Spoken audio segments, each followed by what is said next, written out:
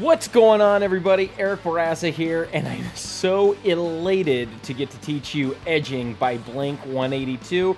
The song just came out. The sun is not even up yet. Tom DeLonge is back, and I couldn't be happier. All right, so Edging is really cool. It's at 144 BPM, meaning beats per minute. And it starts with a very signature move from Blink-182, which is a flanged drum intro. Let's dive right in. We immediately start with the verse, and it's just C5 to F5. 2, 3, 4. 2, 3, 4. To now F5. 2, 3, 4. 2, 3, 4. 2, 3, 4. 2, 3, 4. So pretty simple what's happening there. Even though we are in 4/4, we have a shuffle feel. So what that means is you're going 1, 2, 3, 4, but the eighth notes are, instead of 1 and 2 and 3 and 4, instead of being evenly divided, there's a triplet feel. So it's da da da da da da da da da da da da, and you leave out the middle one. Okay, so da da da da da da da da da da da da. It's got that kind of feel. So 1, 2, 3, 4, 1 and 2 and 3 and 4, and kind of like a horse gallop or like a blues song sort of a feel. So you're gonna go down, up, and then you're going to kill the strings.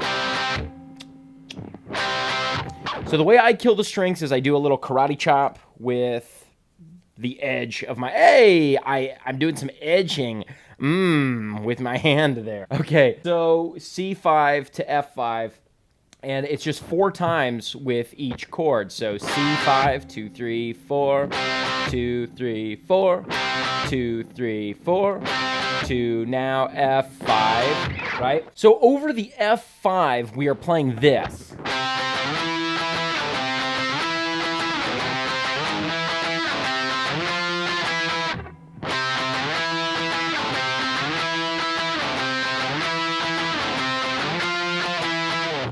Super cool.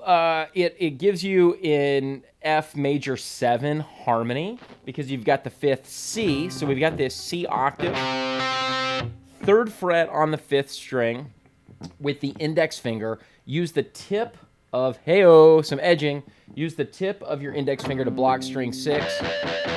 And then also use the other side of your index finger to block string 4. So you're only holding down string 5, blocking strings 6 and 4 with that index finger, and then your pinky grabs the octave, the 5th fret of the 3rd string, and then your pinky also blocks strings 1 and 2. So that way you can hit all the strings and only those 2 notes ring.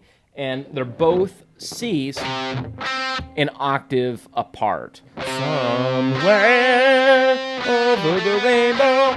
Anyway, so that's your octave. And then we slide up to an E octave at 7. So down, up, on that E5. Down, up.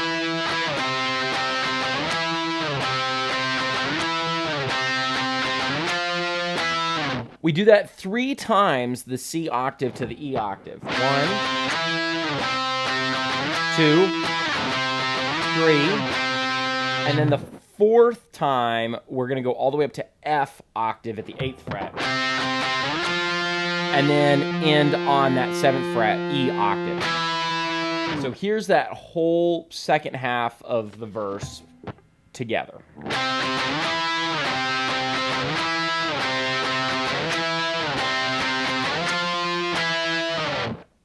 Okay, so then we get into the pre-chorus, which is pretty simple. The guitar part, from what I could tell, is only playing these 2 notes. You go arrest. Oh, sorry, and it's a clean guitar, so let me roll my volume back for this.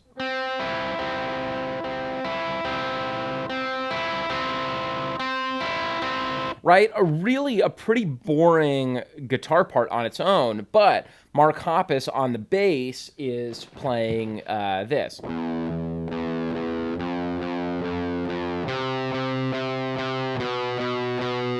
So I've notated that in the guitar just so you can see it there, and it's E, F, C, and B. E, F, C, B. Okay, so if I try to put those two parts together, it kind of would sound like this.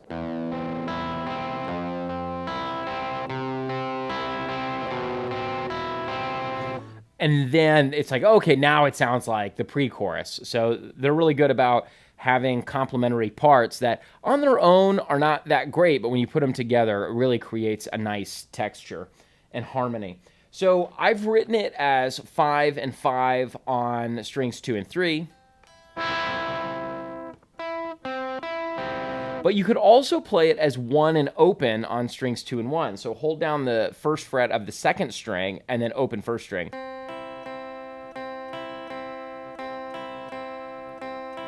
And if you wanted to try and combine the parts, then that would probably be the way to go.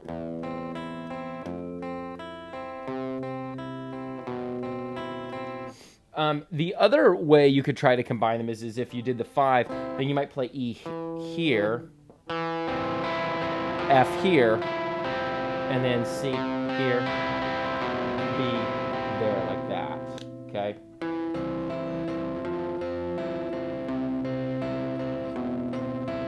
So that's a slightly more advanced way for you more advanced guitar players out there. Let me know if you have any questions about that, but I believe all Tom is really doing is this. He's going 1, 2, 3, 4, 1, 2, 3, 4, 1, 2, 3, 4, 1, 2, 3, 4. Okay, cool. So the chorus is just quarter note strums, and then Travis is swinging the drums. Okay, so here's the chorus.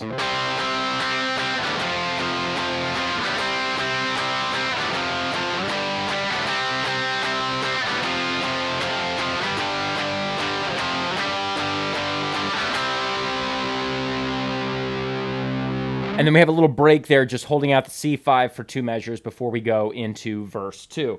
Okay, so what's happening is we've got a C5 power chord, which is just 3rd fret on the 5th string, the tip, the edge, blocking string 6, and then finger 3 on the 5th fret of the 4th string, and then your pinky on the 5th fret of the 3rd string, and then your index and or pinky block strings 1 and 2. So that again, you can hit all 6 strings. So we're strumming C5 4 times, and then F5 4 times.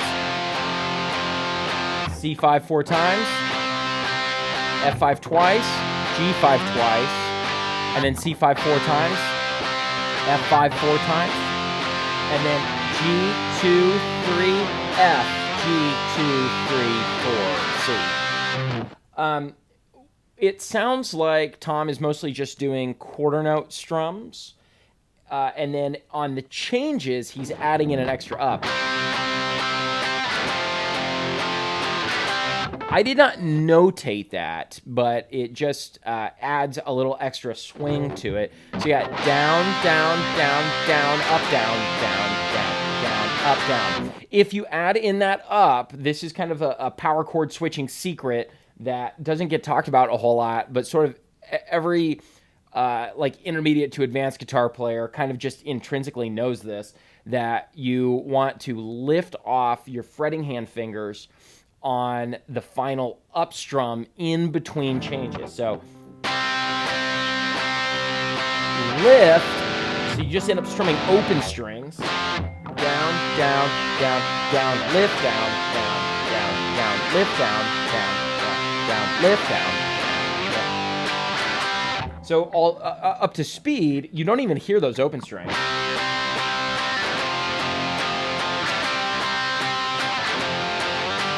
And it keeps the momentum flowing. Now, if you don't do that, it still sounds fine, but it just adds in a little bit of rhythm and a more full sound by having in that extra upstroke in between the other power chords. Upstroke, the upstroke of the edging. So verse 2 is exactly like verse 1. The only difference is the second half of verse 2 we have an additional rhythm guitar, which I believe is just a C5, and to my ears, it sounds like only playing the higher two notes of that C5 power chord is the way to go. And you want to do this staccato, meaning you're killing the notes in between the strings. Two ways to play staccato, which means short and disconnected, is you can karate chop with your right hand in between. Take some coordination and practice. The other thing you can do is you can just bounce your fretting hand.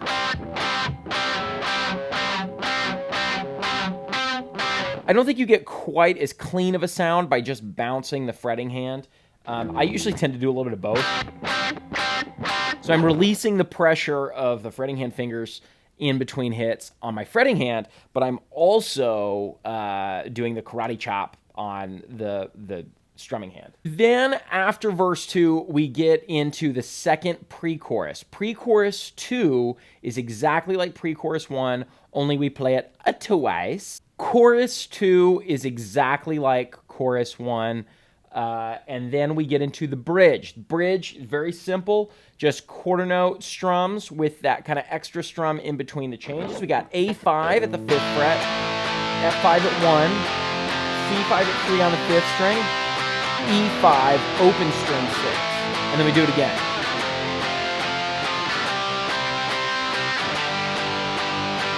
Oh, sorry.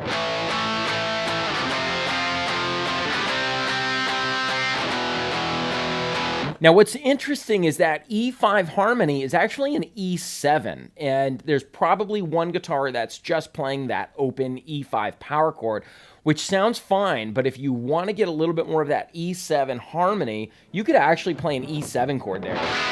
Open 2, open 1, 0, 0, right? So listen to the difference. So here's E5. Well, there's A5, F5, C5, E5, A5, F5, C5, E7. If I was playing this song live, I would probably use the E7 because it just brings out that harmony a little bit more, but you could definitely get away with just doing the power chord. All right, so then we're into a quiet, clean chorus, which just has a slightly distorted rhythm guitar going.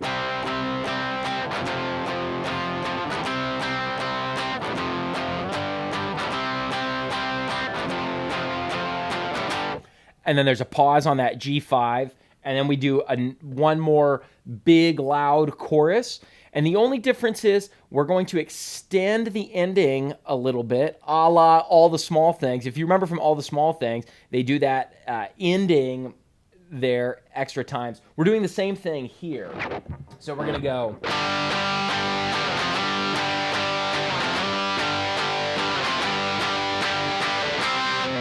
And then on the very last time through, I don't think we do that F5 again. I think it just stays on the G5.